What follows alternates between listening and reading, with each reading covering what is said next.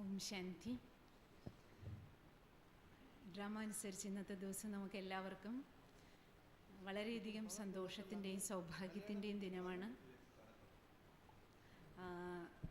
സാധാരണ പറയാറുണ്ടല്ലോ, ഭഗവാൻ ഭാഗ്യം നിറച്ച് തരുമ്പോൾ എല്ലാം ഒരുമിച്ച് തരുന്നു. അതേപോലെ ഇന്നത്തെ ദിവസം ഡ്രാമ അനുസരിച്ച് അൺഎക്സ്പെക്റ്റഡായിട്ട് ഇത്രയധികം പ്രതിഭാസമ്പന്നരായ ആത്മാക്കളുടെ സാന്നിധ്യം ബാബയുടെ വീട്ടിൽ ഉണ്ടായിരിക്കുന്നത്. അതിൽ നമുക്ക് നിങ്ങൾക്ക് എല്ലാവർക്കും സുപരിചിതനാണ് നമ്മുടെ ആദരണീയനായ മൃത്യുഞ്ജയ് ഭായി. മൃത്യുഞ്ജയ് ഭായി പരിചയപ്പെടുത്തേണ്ട ആവശ്യമേ നിങ്ങൾക്ക് ആർക്കും ഇല്ല. മൃത്യുഞ്ജയ് ഭായി നിമിത്തമായിട്ട് ആക്ച്വലി ഇന്നത്തെ ഈ പ്രോഗ്രാം ഗുൽജാദാദിയുടെ വരവിൻ്റെ ഒരു ഭാഗമാണ്. ദാദിജിക്ക് ധർമ്മസ്വീ യാഗത്തിൽ ഇൻവിറ്റേഷൻ കൊടുത്തിരുന്നു. അപ്പോൾ ദാദിജിക്ക് ഇന്ന് വരാൻ പറ്റാത്തതുകൊണ്ട് ദാദിജി ആദരണീയനായ മൃത്യുഞ്ജയ് ഭായിയെ യാഗത്തിലെ പ്രോഗ്രാമിന് വേണ്ടിയിട്ട് അയച്ചിരിക്കുകയാണ്. അതുകൊണ്ട് ഇന്നത്തെ ഈ സൗഭാഗ്യത്തിന് നിമിത്തവും ആദരണീയയായ നമ്മുടെ പ്രിയപ്പെട്ട ദാദിജിയാണ്. അതുകൊണ്ട് ദാദിജിയുടെ ഭാഗത്തു നിന്ന് ദാദിജിയുടെ നിർദ്ദേശം അനുസരിച്ച് കോൺഫറൻസ് അറ്റൻഡ് ചെയ്യാൻ വേണ്ടി ഭായ് സാബ് വന്നപ്പോൾ ഭായ് സാബ് ഇത്രയും പ്രമുഖരായ സമ്പന്നരായ രത്നങ്ങളെ നമുക്ക് വേണ്ടിയിട്ട് കൊണ്ടുവന്നിരിക്കുകയാണ്. അതുകൊണ്ട് ആദ്യം ഭായ് സാബിന് നിങ്ങളുടെ എല്ലാവരുടെയും പേരിൽ, ടോട്ടൽ ബ്രാഹ്മൺ പരിവാരത്തിൻ്റെ പേരിൽ വളരെ സ്നേഹപൂർവമായ ആദരപൂർവമായ സ്വാഗതം സ്വാഗതം സുസ്വാഗതം.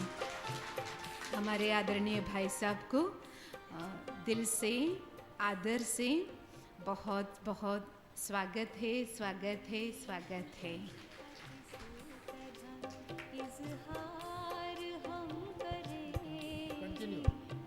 നമ്മുടെ മുതിർന്ന സഹോദരന്മാർ ഡോക്ടർ ചിത്രഭാനു അവர்களுം അതേപോലെ ബഹുമാന്യനായ ഹരിഹരൻ ബ്രദറും നമ്മുടെ ഭായ് സാബിനെ ബൊക്കയും ഷാളും നൽകിയിട്ട് ആദരിക്കും.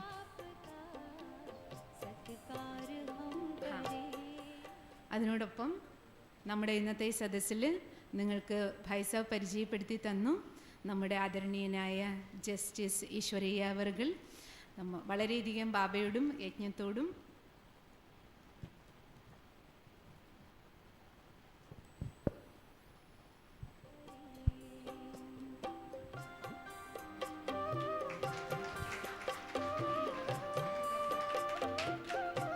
भाई साहब 30 ईयर्स से ज्ञान में है फैमिली सर. 30 ईयर्स. हाँ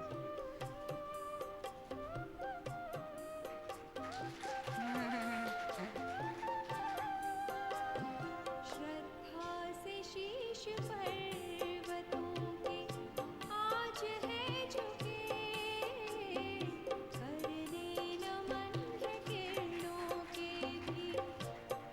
അതുപോലെ ആദരണീയനായ ജസ്റ്റിസ് ഈശ്വരയ്യ അവർകൾ നമ്മുടെ പ്രിയപ്പെട്ട സഹോദരനാണ്. യജ്ഞത്തിൻ്റെ അനന്യ സേവാധരിയായിട്ട് 15 വർഷത്തോളമായിട്ട് ബാബയോടൊപ്പം ഉണ്ട്.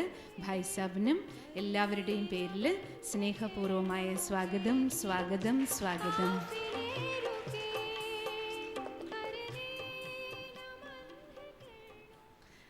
ഇന്നത്തെ നമ്മുടെ സദസ്സിൽ നിങ്ങളിൽ ചിലർക്ക്, മിക്കവാറും എല്ലാവർക്കും പാലക്കാടുകാർക്ക് സുപരിചിതനാണ് ആദരണീയനായ ഡോക്ടർ ഭക്തവത്സല അവർകൾ. KG ഹോസ്പിറ്റലിൻ്റെ ചെയർമാനെ അറിയാത്തവരായിട്ട് പാലക്കാട് ആരും തന്നെ ഇല്ല. പ്രിയപ്പെട്ട സഹോദരന് പരിവാരത്തിൻ്റെ പേരിൽ വളരെയധികം സ്നേഹപൂർവമായ സ്വാഗതം.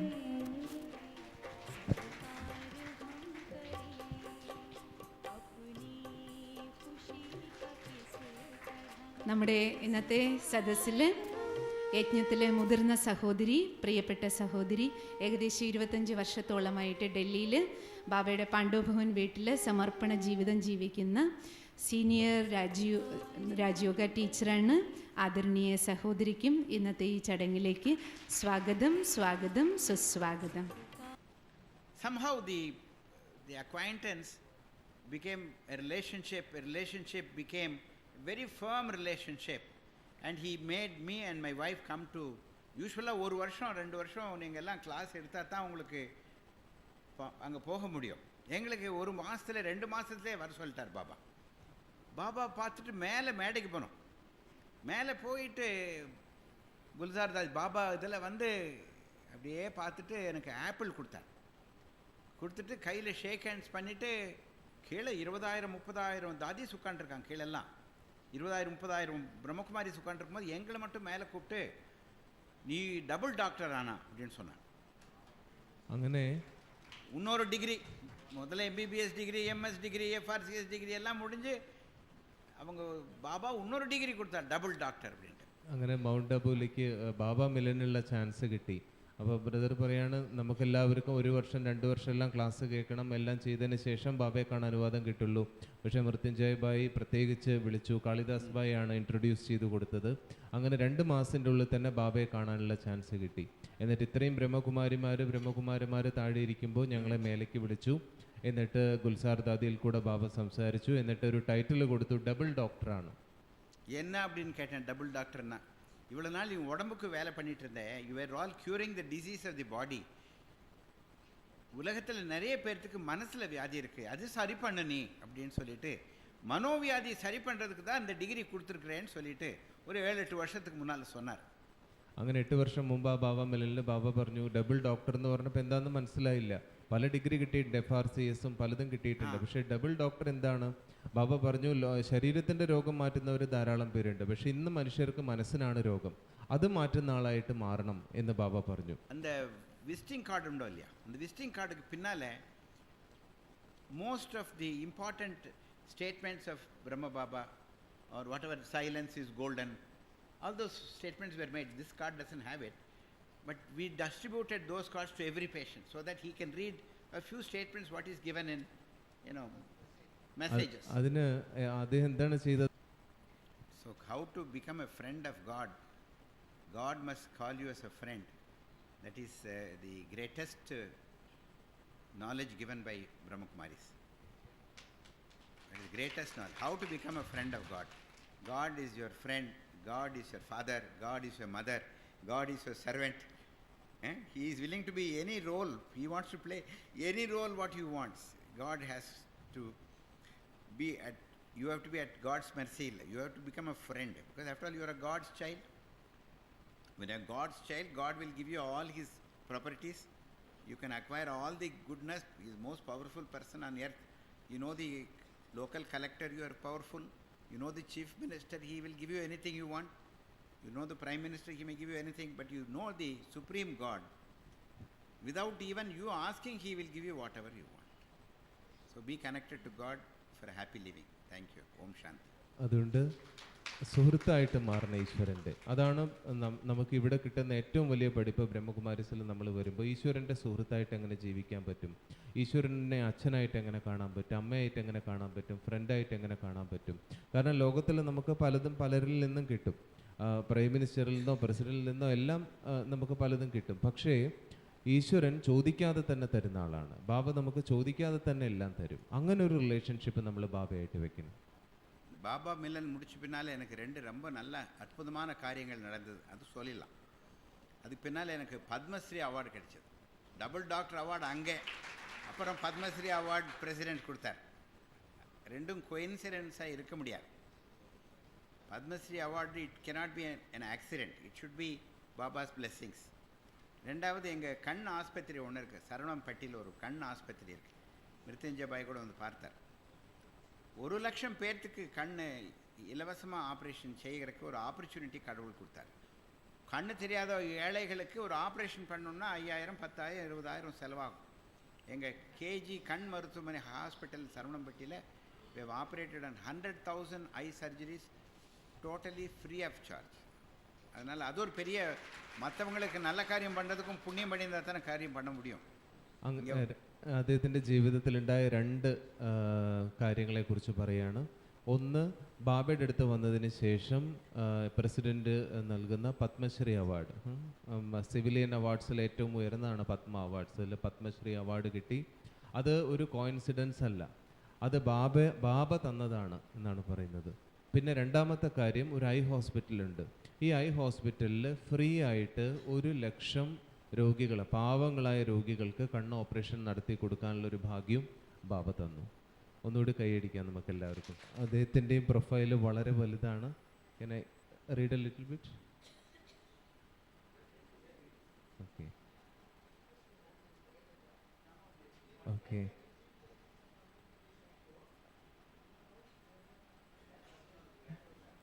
Justice Ishwariya sir is right now the acting Chief Justice of High Court of Andhra Pradesh, and now he is the chairman of national commission for backward classes. ബാബയുടെ കുട്ടിയായിട്ട് 15 വർഷമായി. 10 തവണയോളം ബാബയെ കണ്ടിട്ടുണ്ട്. വളരെ സ്പിരിച്വലാണ്. അദ്ദേഹത്തിൻ്റെ ജീവിതത്തിൽ ഒരു കാര്യം മാത്രം പറയാം. അദ്ദേഹം ജസ്റ്റിസായിട്ട് സത്യപ്രതിജ്ഞ ചെയ്തപ്പോൾ he turned a vegetarian and practicing continuously for spiritual elevation to keep up the oath taken at the time of swearing as a judge. So Om Shanti. The most respected brother Rajayogi Mrityunjay Bhai, Executive Secretary of Brahma Kumaris Worldwide Godly University, the today's special guest, the great scientist Sri Madhavan Nair, and my sister Mrs. Madhavan Nair, and Padma Shri Dr. K. G. Bhaktavatsalam Ji, and the senior Raja Yoga teacher from Delhi, senior sister Vijaya Didi, and the in charge of the Palakkad group of centers, Meena sister, and Mr. Prabha, and my dear spiritual brothers and sisters, very good morning, very peaceful morning, very golden morning. We apply the wrong principles in our life. For example, the Gita, as if it's propagated the violence, as a Mahabharata Yuddha, as if it took place in the war field, as if these Pancha Pandavas was able to kill the lakhs and lakhs of the Kauravas, but ultimately they could not achieve, they could not establish a righteous, a peaceful age, but all of them perished. Though that is the understanding, that is the reason why that by that understanding we are not able to transform, elevate, and win. The real war is between the divinity and the devilish, the virtues and the vices within the self only. Therefore, it's a great war which is taking place at this time, at the end of the Kali Yuga, about about the human beings. In the human beings, because of the age of conflict, age of criminals, age of unrighteousness, age of pollution. Not only the five-element pollution, the great pollution is the mind pollution.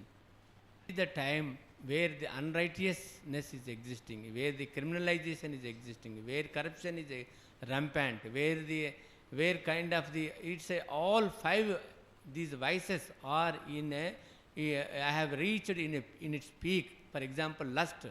We can't imagine what kind of the lustfulness is there in the human beings. There is no even from age of the 5 years to 1 years to 90 years, woman is raped by the human beings.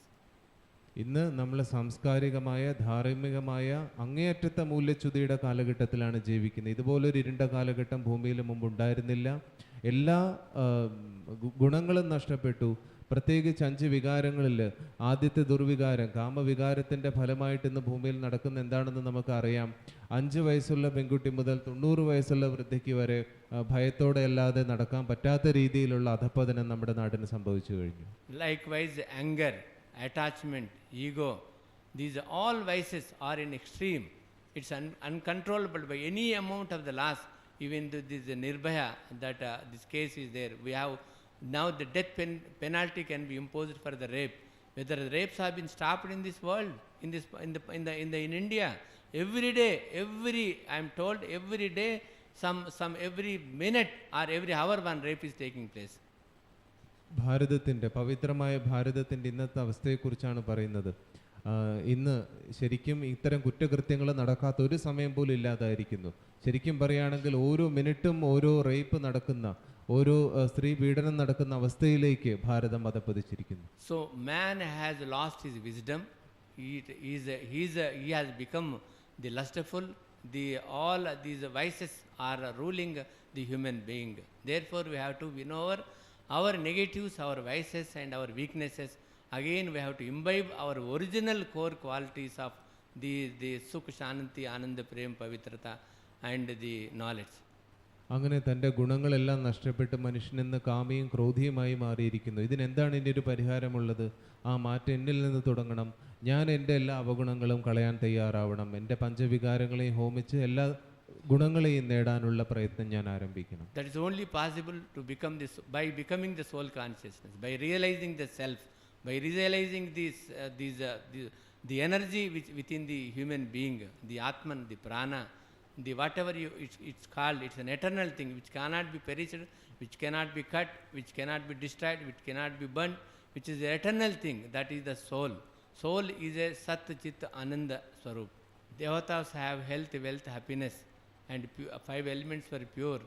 Then the Raja Yogis also, they become the Karma Yogis. While doing the karma, they do the most, the accurate karma, the pure karma. They will have which is useful karma, which society, for the self, for the country, for the five elements also, they do that kind of the karma. രാജയോഗികൾ കർമ്മത്തെ വിടാത്തതുകൊണ്ട്, ശുദ്ധമായ രീതിയിൽ കർമ്മം ചെയ്യാൻ കഴിയുന്നതുകൊണ്ട് കർമ്മയോഗികളുമാണ്.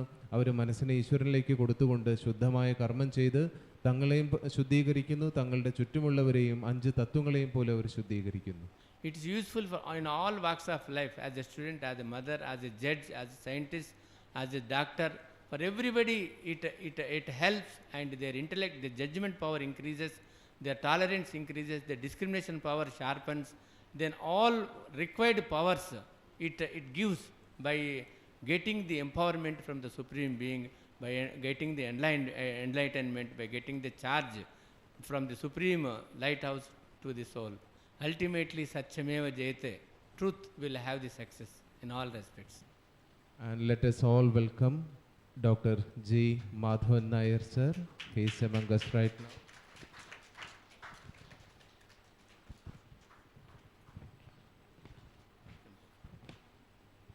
The former chairman of Indian Space Research Organization, secretary to the Department of Space, the chairman Space Commission, and acts as the chairman of governing body of the Antrix Corporation, Bangalore.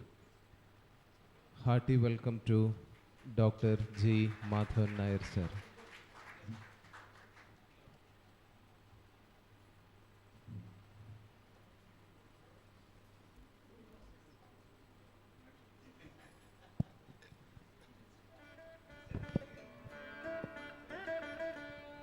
Doctor G Madhavan Nair സർക്കും അദ്ദേഹത്തിൻ്റെ ധർമ്മപത്നിക്കും ഈശ്വരീയ സ്വാഗതം.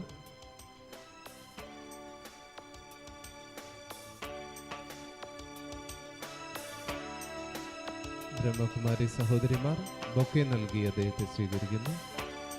മർത്യഞ്ജയ brother bouquet നൽകി സ്വീകരിക്കുന്നു.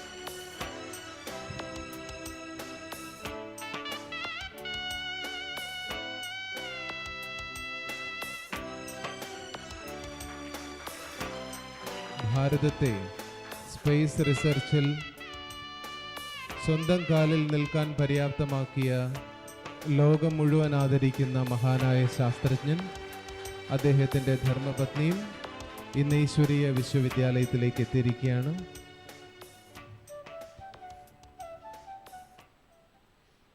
ഇപ്പോൾ ഈശ്വരീയ brother നമ്മളോട്, who has been honored the greatest of civilian awards, Padma Vibhushan, by the President of India. It's a very long profile. I'm not going through all of them. As director of ISRO, he has given his everything to India, and he is known as the one man who has made India self-sufficient in the rocket technology. And that is why India now hold her head very high in the horizon of technological world. Now we will have Dr. G. Madhavan Nair sir.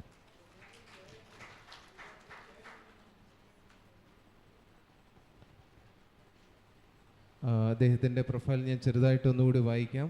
As a former chairman of Indian Space Research Organization, secretary to the Department of Space, Government of India since September 2003, Chairman Space Commission, and acts as the chairman of governing body of the Antri Corporation, Bangalore.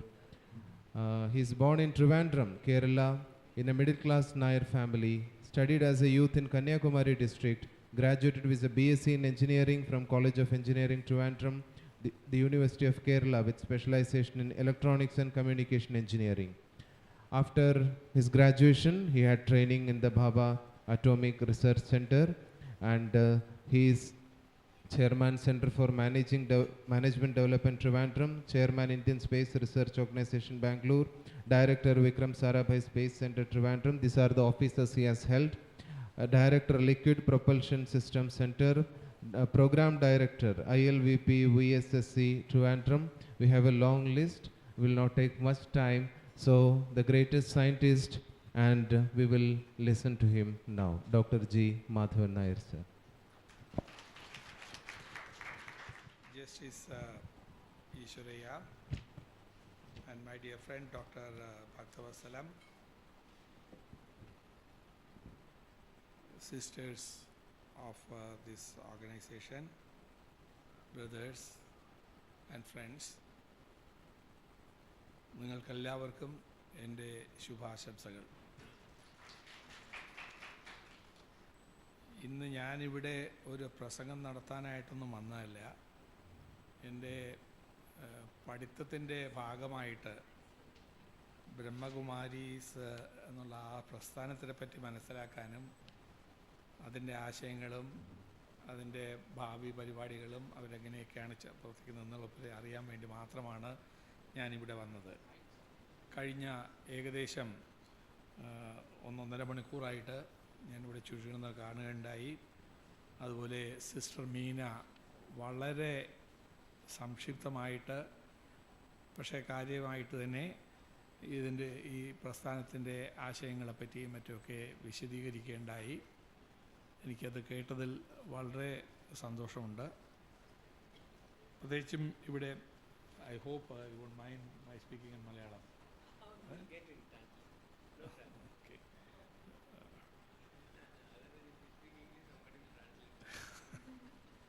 No, of course, Malayalam I am also not very comfortable. I have to search for words quite often. Thank you. One thing as Justice have pointed out, it is actually a concept in which you are trying to bring the ultimate energy and bring out the best in the individual. അതായത് ഒരു മനുഷ്യൻ്റെ ഏറ്റവും കഴിവുകൾ ഏറ്റവും നല്ല രീതിയിൽ വികസിപ്പിച്ചെടുക്കാൻ ഈ ധ്യാനം കൊണ്ട് ഈ ഈശ്വരനിൽ എല്ലാ വിശ്വാസവും അർപ്പിച്ച് ആ ജ്വാലയിൽ നിന്നുള്ള ഊർജം നമ്മുടെ ശരീരത്തിൽ കടത്തിവിട്ട് ആ ഊർജം കൊണ്ട് നമ്മുടെ ദൈനംദിന ജീവിതത്തിൽ ഏതിലായാലും വീട്ടിലെ ജോലിയായാലും ഓഫീസിലെ ജോലിയായാലും ഫാക്ടറിയിലെ ജോലിയായാലും മെഡിറ്റേഷൻ ആയാലും ഏത് വിധത്തിലുള്ള ജോലിയിൽ ഏർപ്പെടുത്താലും ആ ഊർജം പരമാവധി ഉപയോഗിച്ച് എല്ലാം വളരെ കൃത്യമായി ചെയ്യാനുള്ള ഒരു കഴിവുണ്ടാക്കുക എന്നാണ് ഈ പ്രസ്ഥാനത്തിൻ്റെ പ്രത്യേകിച്ചും ഈ രാജയോഗം ആ പ്രസ്ഥാനത്തിൻ്റെ ഉദ്ദേശം. വെച്ചതും എല്ലാം അവസാനിക്കുന്നതും ഈശ്വരനിലാണ്. ആ ഈശ്വരൻ എന്താണെന്ന് ആർക്കും അറിയില്ല. അതേപോലെ നമ്മുടെ ശാസ്ത്രത്തിൽ വെച്ച് നോക്കുമ്പോൾ ശാസ്ത്രം പറയുന്നത് പ്രപഞ്ചം ഉണ്ടായി എന്നറിയാം. അത് 13.5 ബില്യൺ ഇയേഴ്സ് മുമ്പാണ്. അതായത് 1000 മില്യൺ, അത്രയും ആണ് 1 ബില്യൺ വരുന്നത്. അപ്പോൾ അത്രയും കൊല്ലം മുമ്പ് ഒരു ഒന്നുമില്ലാത്തൊരവസ്ഥയിൽ നിന്ന് ഒരു ശൂന്യാവസ്ഥയിൽ നിന്നും ഊർജം ഉണ്ടാവുകയും ആ ഊർജം ദ്രവ്യമായിട്ട് മാറുകയും ആ ദ്രവ്യമാണ് പിന്നെ കെമിക്കൽ കോമ്പൗണ്ട്സും അതുമായിട്ട് മാറുകയും പിന്നെ സൂര്യനും ചന്ദ്രനും നക്ഷത്രങ്ങളൊക്കെ ഉണ്ടാവുകയും അത് പിന്നെ ഇങ്ങനെ എക്സ്പാൻഡ് പോവുകയാണ്. അപ്പോഴും നമുക്കുള്ള ചോദ്യം, ആ ഒരു സിംഗിൾ പോയിൻ്റ് ഏതായിരുന്നു? അതെവിടെ നിന്നാണ് ഉണ്ടായത്? ആരാണതുണ്ടാക്കിയത്? അതിൻ്റെ പുറകിൽ ഏതെങ്കിലും ശക്തിയുണ്ടോ? ഇതിനെപ്പറ്റി ശാസ്ത്രത്തിന് കണ്ടുപിടിക്കാൻ കഴിഞ്ഞിട്ടില്ല. നമുക്കും അത് തന്നെയാണ്. ആധ്യാത്മികമായിട്ട് നോക്കുമ്പോഴും ഈശ്വരൻ എന്നൊരു വിശ്വാസമുണ്ട്. പക്ഷേ ഈശ്വരൻ എന്താണ്, എവിടെയാണ്, എങ്ങനെയാണ് നമുക്കാർക്കും അറിയില്ല. അപ്പോൾ നമ്മുടെ രണ്ടുപേരുടെയും ശാസ്ത്രത്തിൽ കൂടെ ആയാലും സ്പിരിച്വാലിറ്റി കൂടെ ആയാലും രണ്ടുപേരുടെ അന്വേഷണം ആ അൾട്ടിമേറ്റ് ട്രൂത്ത് എന്താണെന്ന് കണ്ടുപിടിക്കുക എന്നുള്ളതാണ്. അപ്പോൾ ഇത് രണ്ട് മാർഗങ്ങളെന്ന് മാത്രമേ പറയാൻ പറ്റുള്ളൂ. പക്ഷേ ഇതെല്ലാം കഴിഞ്ഞ് അവസാനം ചിലപ്പോൾ ഇതെല്ലാം കൂടെ ഒന്നു ചേർന്നിരിക്കും. നമുക്കിപ്പോൾ പറയാൻ പറ്റില്ല, ഇനിയും വരാനിരിക്കുന്നേ ഉള്ളൂ. അപ്പോൾ അതിൻ്റെ ഭാഗമായിട്ട് നമ്മളിപ്പോൾ ഈ പ്രപഞ്ചത്തിൽ വന്നിട്ടുണ്ട്. ഇപ്പോൾ നമുക്കിങ്ങനെ ഒരു അവസരം ഉണ്ടായിട്ടുണ്ട്, നമുക്കിവിടെ ഒരു പ്രവൃത്തി മണ്ഡലം ഉണ്ടായിട്ടുണ്ട്, നമുക്ക് പലതും ചെയ്യാൻ കഴിയുന്നുണ്ട്. പക്ഷേ ഒരു ചോദ്യം വരുന്നത്, നമ്മളിപ്പോൾ ഈ മിൽക്കി വേയുടെ ഒരു ഭാഗമാണ്. അങ്ങനെ ആയിരക്കണക്കിന് മിൽക്കി വേ കൂടിയിട്ടാണ് ഒരു ഗാലക്സി ഉണ്ടാവുന്നത്. അത്തരത്തിലുള്ള 100 മില്യൺ ഗാലക്സീസാണ് ഇപ്പോൾ പ്രപഞ്ചത്തിലുള്ളത്.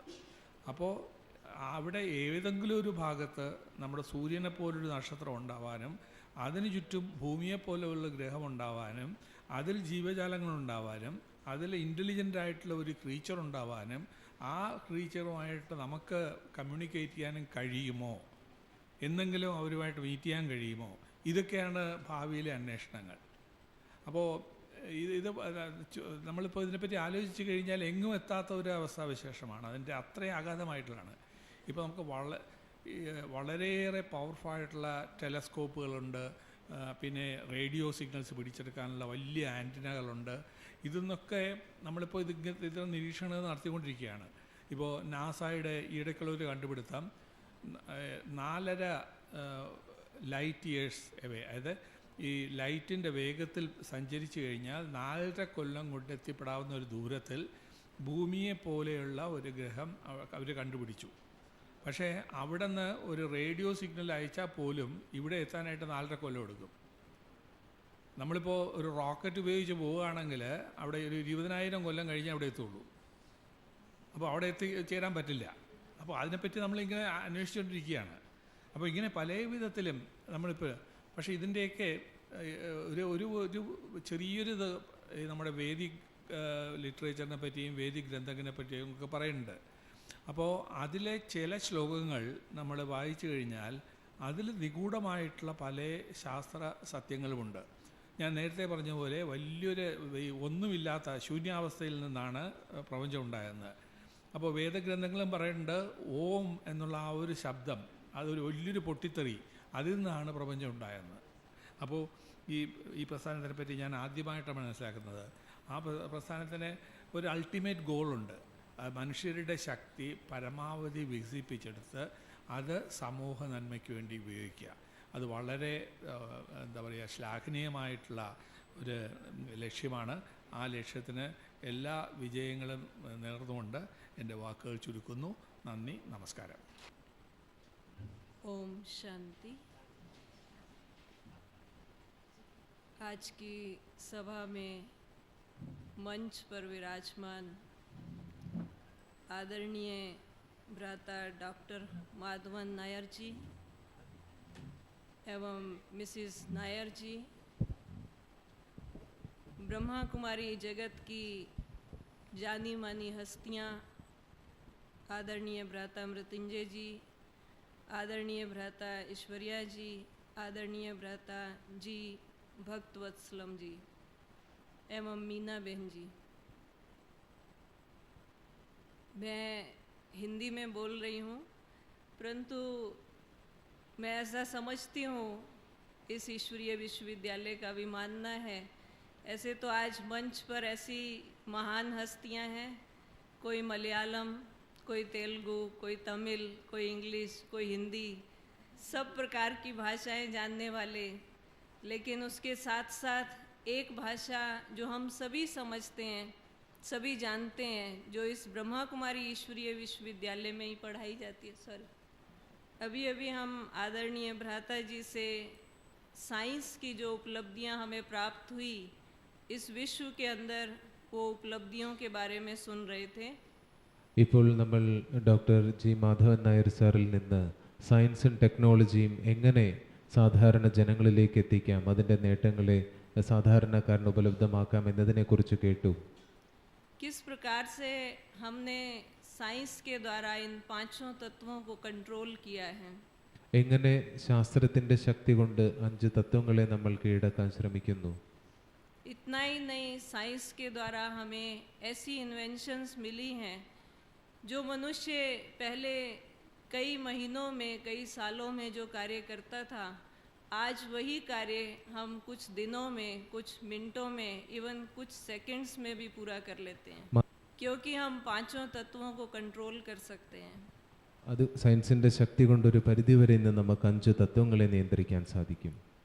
परंतु इस ब्रह्मा कुमारी ईश्वरीय विश्वविद्यालय का मानना है कि जो पांचों तत्वों को कंट्रोल करने वाली भी एक चैतन्य शक्ति है, जिसको आत्मा कहा गया है, जिसके बारे में भी भाई साहब ने अभी अभी जिक्र किया कि किस प्रकार से आत्मा इन पांचों तत्वों को कंट्रोल करती है। तो क्यों नहीं ऐसा हो अगर साइंस और साइलेंस को दोनों ही मिला दिया जाए, तो जिसको आज हम कलयुग का स्वर्ग कहते हैं, कलयुग का पॉम्प एंड शो कहते हैं, क्योंकि हमें स्वयं निराकार परमपिता परमात्मा ने ये डायरेक्शन दिया है कि इस कलयुगी सृष्टि का साइंस के ही कुछ साधनों के द्वारा, जिस प्रकार से भाई साहब अभी बता रहे थे, न्यूक्लियर बॉम्ब्स के द्वारा इस पूरे वर्ल्ड का केवल न्यूक्लियर नहीं बल्कि उसके साथ साथ नेचुरल क्लेमिटीज, सिविल वार जो आज हम सुनते हैं, उसके द्वारा पूरे विश्व का विनाश हो, उसके साथ क्यों नहीं परमात्मा के डायरेक्शन के अनुसार साइंस और साइलेंस मिलकर के गोल्डन वर्ल्ड की स्थापना भी करें। क्योंकि हम सबसे ज़्यादा शायद आदरणीय भ्राता जी जानते होंगे कि साइंस के साधनों को अगर यूज़ किया गया जो विनाश के लिए बनाए गए हैं, तो कितने सेकंड्स में, कितने मिनटों में, कितने दिनों में इस सृष्टि का भी विनाश हो सकता है। ഇത് നമുക്കെല്ലാവർക്കും അറിയാം. ഇന്ന് ശാസ്ത്രലോകം ഉണ്ടാക്കി വച്ചിരിക്കുന്ന മാരകമായ ആയുധങ്ങൾ അഥവാ ഉപയോഗിക്കുകയാണെങ്കിൽ എത്ര ചുരുങ്ങിയ ക്ഷണങ്ങൾ കൊണ്ട് ഈ ലോകം പലതവണ നശിപ്പിക്കാനുള്ള ശേഷി അതിനുണ്ട്. स्वयं परमपिता परमात्मा गॉड फादर जो हम सभी के पिता हैं, हमारे भी पिता हैं, आप सबके पिता हैं, उनको कहा ही जाता है परम पिता, परम शिक्षक, परम सतगुरु। उस परम पिता का ही डायरेक्शन है कि बच्चे विश्व परिवर्तन की इस वेला में हम सभी मिलकर के इस गोल्डन एज वर्ल्ड के कार्य में अपना सहयोग दें। ആ പരമപിതാവായ പരമാത്മാവിൻ്റെ ഇപ്പോഴത്തെ നിർദ്ദേശമാണ്, ഇത് മഹാപരിവർത്തനത്തിൻ്റെ സമയമാണ്. ഈ മഹാപരിവർത്തനത്തിൻ്റെ സമയത്ത് നമ്മളെല്ലാവരും മനസ്സിനെ ശാന്തമാക്കിക്കൊണ്ട് ആ പുതിയ ലോകം സൃഷ്ടിക്കാനുള്ള സഹയോഗം നൽകണം. साइलेंस पावर में विशेष रूप से मन और बुद्धि के द्वारा जो हम इन्वेंशन करते हैं, मन और बुद्धि के द्वारा जो हम विजुलाइज करते हैं, मन और बुद्धि के द्वारा जो हम पावर्स को गॉड फादर से कैच करते हैं, उसी का नाम मेडिटेशन है। മനസ്സും ബുദ്ധിയും ആത്മാവിൻ്റെ 2 ശക്തികൾ ഉപയോഗിച്ച് നമ്മൾ ഈശ്വരനുമായി യോജിക്കുന്നു. ഈശ്വരനിൽ നിന്നുള്ള ശാന്തിയും ശക്തിയും നമ്മൾ നേടുന്നു. ഈ പ്രക്രിയയ്ക്ക് തന്നെയാണ് ധ്യാനം എന്ന് പറയുന്നത്. यूँ तो हमारे मन में ही अनंत शक्तियाँ हैं, असीम शक्तियाँ हैं, जिन शक्तियों के आधार से हमने इस संसार में रहते हुए भी बहुत सी इन्वेंशंस किए। കാരണം നമ്മുടെ മനസ്സിന് അസാധാരണമായ ശക്തികളുണ്ട്, അനന്തമായ ശക്തികളുണ്ട്.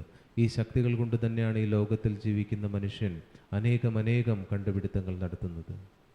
परंतु उन मन की अनंत शक्तियों को यूज़ करते करते जो मन के ही ऊपर लेयर्स आ चुकी हैं, इग्नोरेंस की, ईगो की, लस्ट की, ग्रीड की, एंगर्स की, इन सभी लेयर्स ने ही वास्तव में साइंस और स्पिरिचुअलिटी से कनेक्शन तोड़ दिया है। എന്നാൽ ഈ കണ്ടുപിടുത്തങ്ങൾക്ക് വേണ്ടി മനസ്സിനെ വീണ്ടും വീണ്ടും ഉപയോഗിക്കുമ്പോൾ എവിടെയോ മനസ്സിൻ്റെ മുകളിൽ ചില പാളികൾ ഉണ്ടാവാൻ തുടങ്ങി. അജ്ഞാനത്തിൻ്റെ, കാമത്തിൻ്റെ, ക്രോധത്തിൻ്റെ ഈ പാളികളാണ് സൈലൻസിൽ നിന്നകറ്റിയത്, ആധ്യാത്മികതയിൽ നിന്നകറ്റിയത്. तो यदि हम उस लेयर्स को हटाना चाहते हैं, परमात्मा से अपने आप को कनेक्ट कर दें, तो साइंस और साइलेंस मिलकर के इस पूरे विश्व को गोल्डन एज वर्ल्ड बना सकती है। ആ പാളികളെ പരമാത്മാവുമായുള്ള യോഗത്തിൽ കൂടെ മാറ്റിയാൽ മാത്രം മതി, വീണ്ടും ആധ്യാത്മികതയും ശാസ്ത്രവും ഒന്നാകും. അങ്ങനെ പുതിയൊരു ലോകം സംജാതമാകും. मेडिटेशन मन की ही भाषा है। अभी हम कुछ क्षणों के लिए उस मेडिटेशन का अभ्यास करेंगे। जिस प्रकार से मन के अंदर जो विचार उठते हैं, उसके वाइब्रेशंस हम यहाँ रहते हुए एक स्थान से दूसरे स्थान तक पहुँचा सकते हैं, ठीक इसी प्रकार से मन के श्रेष्ठ संकल्पों के द्वारा हम अपने वाइब्रेशंस परमात्मा तक और परमात्मा के वाइब्रेशंस हम अपने आप में कैच करते हैं। ധ്യാനം അല്ലെങ്കിൽ യോഗം എന്ന് പറയുന്നതും മനസ്സിൻ്റെ തന്നെ ഒരു യാത്രയാണ്. മനസ്സിനെ ശാന്തമാക്കിക്കൊണ്ട് ആ ഏറ്റവും ഉന്നതനായിരിക്കുന്ന പരമജ്യോതിയായ പരമാത്മാവിലേക്ക് മനസ്സിനെ യോജിപ്പിച്ചുകൊണ്ട് ആ ശാന്തിയും ശക്തിയും ഗുണങ്ങളും സ്വീകരിക്കുന്ന പ്രക്രിയയാണ് ധ്യാനം. परंतु मेडिटेशन करने के लिए, क्योंकि मेडिटेशन का अर्थ ही है कनेक्शन, अपने आत्मा को, अपने मन को उस परम पिता परमात्मा के साथ जोड़ना, अपनी आत्मा को परमात्मा के साथ कम्युनिकेट करना, और इसको अगर सिंपल कहा जाए तो आत्मा अपने पिता को कैसे याद करे, इसी का नाम मेडिटेशन है. പക്ഷേ ധ്യാനം ചെയ്യാൻ, യോഗം ചെയ്യാൻ നമുക്ക് അടിസ്ഥാനമായി അറിഞ്ഞിരിക്കേണ്ട ഒരു കാര്യം, ഒന്ന്, ഞാൻ ആത്മാവാണ്, ബിന്ദുരൂപനായ ആത്മാവാണ്. രണ്ട്, ഞാൻ യോജിക്കുന്നത് എല്ലാ ആത്മാക്കളുടെയും നാഥനായിരിക്കുന്ന പരമാത്മാവുമായിട്ടാണ്. ഇത് എൻ്റെ പിതാവ് തന്നെയാണ്. ഇത് ആത്മാവായ സന്താനത്തിൻ്റെയും പരമാത്മാവായ പിതാവിൻ്റെയും ചേർച്ചയാണ്. आज से पहले हम डॉक्टर साहब को जानते नहीं थे, परंतु सुना, नाम बेशक सुना भी हो, परंतु हम कभी याद नहीं कर सकते थे. आज हमने फर्स्ट टाइम जब भाई साहब को देखा तो हमें याद करना मुश्किल नहीं होगा. ഇത്രയും കാലം ഡോക്ടർ ജി മാധവൻ നായർ നമ്മൾ കേട്ടിട്ടുണ്ടായിരുന്നു, പക്ഷേ എല്ലാ സമയത്തും ഓർമ്മിക്കാൻ നമുക്ക് പറ്റിയിരുന്നില്ല. ഇന്ന് നമ്മൾ നേരിട്ട് കണ്ടു, സംസാരം ശ്രദ്ധിച്ചു, ഇനി നമുക്ക് ഓർമ്മിക്കാൻ ബുദ്ധിമുട്ടില്ല. ठीक इसी प्रकार से आज हम बहुत सूक्ष्म, बहुत चंद क्षणों में 2 मिनट में आपको बताएंगे कि आत्मा और परमात्मा दोनों का आपस में क्या कनेक्शन है, क्या रिलेशन है, और आत्मा परमात्मा की पहचान क्या है, जिसके आधार से ही हम उनको याद कर सकते हैं. അതുപോലെ തന്നെ കുറച്ച് വാക്കുകൾ കൊണ്ട് ഇപ്പം നമുക്ക് മനസ്സിലാക്കാം ആത്മാവ് എന്താണ്, പരമാത്മാവ് എന്താണ്, ഈ ബന്ധം എങ്ങനെയാണ് സ്ഥാപിക്കേണ്ടത്, പരമാത്മാവിൽ നിന്നുള്ള ശക്തികൾ എങ്ങനെയാണ് നേടേണ്ടത്. आत्मा बहुत सूक्ष्म एक चैतन्य शक्ति, अजर अमर अविनाशी, एक प्रकाश का पुंज है, एक एनर्जी है, एक पावर है जो हम सभी के मस्तक के बीच में निवास करती है. അതിസൂക്ഷ്മ പ്രകാശ ബിന്ദുരൂപനായ ആത്മാവ്, എല്ലാ ഊർജത്തിൻ്റെയും സ്രോതസ്സായ ആത്മാവ്, എല്ലാ ശക്തികളും ഗുണങ്ങളും അടങ്ങിയിരിക്കുന്ന ആത്മാവ് ബിന്ദുരൂപനായി മസ്തിഷ്കത്തിനകത്ത്, തലച്ചോറിനകത്ത് വസിക്കുന്നു. अभी अभी कुछ क्षण पहले हमारे आदरणीय भ्राता ऐश्वर्या जी बता रहे थे कि कोई भी पक्षी, कोई भी जानवर, जानवर का बच्चा जानवर ही होता है, मनुष्य का बच्चा मनुष्य ही होता है. ठीक परमात्मा की संतान आत्मा जब पॉइंट ऑफ लाइट है, एक एनर्जी है, एक पावर है, परमात्मा भी ऐसे ही वो सुपर पावर है, वो भी एनर्जी है, वो भी एक पॉइंट ऑफ लाइट है, जिनको हम शिव बाबा के नाम से जानते हैं. तो हम परमात्मा से कोई भी एक संबंध जोड़ करके, हमसे पूर्व वक्ताओं ने, आदरणीय भ्राता भक्त वत्सलम जी ने भी बताया कि आप गॉड को as a friend, as a father, as a mother, as a sister, as a साजन, किसी भी रूप से आप उनको याद कर सकते हैं. तो परमात्मा को हम केवल एक रिलेशन से, पिता के रिलेशन से आज कुछ क्षणों के लिए याद करके उनसे वाइब्रेशंस लेंगे. ഇന്ന് നമ്മൾ ഈശ്വരനുമായിട്ടുള്ള ഒരു ബന്ധത്തിൻ്റെ ആ ശക്തി നേടാം. നേരത്തെ ഭക്തവത്സലൻജി നമ്മളോട് പറഞ്ഞു, ഒരു സുഹൃത്തായിട്ടും ഒരു സഹോദരനായിട്ടും അച്ഛനായിട്ടും അമ്മയായിട്ടും പ്രിയതമനായിട്ടും എല്ലാം ഈശ്വരനെ കാണാം. ഇപ്പോൾ കുറച്ച് സമയത്തേക്ക് നമ്മൾ अपने बुद्धि से विजुलाइज करें, चमकता हुआ सितारा स्वयं को देखें. ബുദ്ധിയുടെ നേത്രം കൊണ്ട് കാണണം, ഞാൻ സൂക്ഷ്മ പ്രകാശ ബിന്ദുവായ ആത്മാവാണ്. मैं आत्मा इस देह से बिल्कुल भिन्न हूँ. जिस प्रकार एक गाड़ी का ड्राइवर गाड़ी से बिल्कुल डिटैच है, ഒരു വാഹനത്തിൻ്റെ ഡ്രൈവർ ആ വാഹനത്തിൽ നിന്ന് വേറിട്ടിരിക്കുന്നത് പോലെ, जिस प्रकार एक इंस्ट्रूमेंट को संचालित करने वाला आँखों से देख रही हूँ, आत्मा आँखों से देखने वाली, मुख से बोलने वाली, कानों से सुनने वाली एक चैतन्य सत्ता है. हम सभी आत्माएं इस शरीर रूपी चोले को धारण कर, ये शरीर भी मेरा घर नहीं, मुझ आत्मा का घर सूर्य चांद तारागण से पार, अपने मन को ले चलिए उन 5 तत्वों के पार जहाँ केवल प्रकाश ही प्रकाश है, जहाँ केवल शांति ही शांति है। परिपूर्ण शांति मात्र। अपने बुद्धि रूपी नेत्र से विजुलाइज कीजिए उस लोक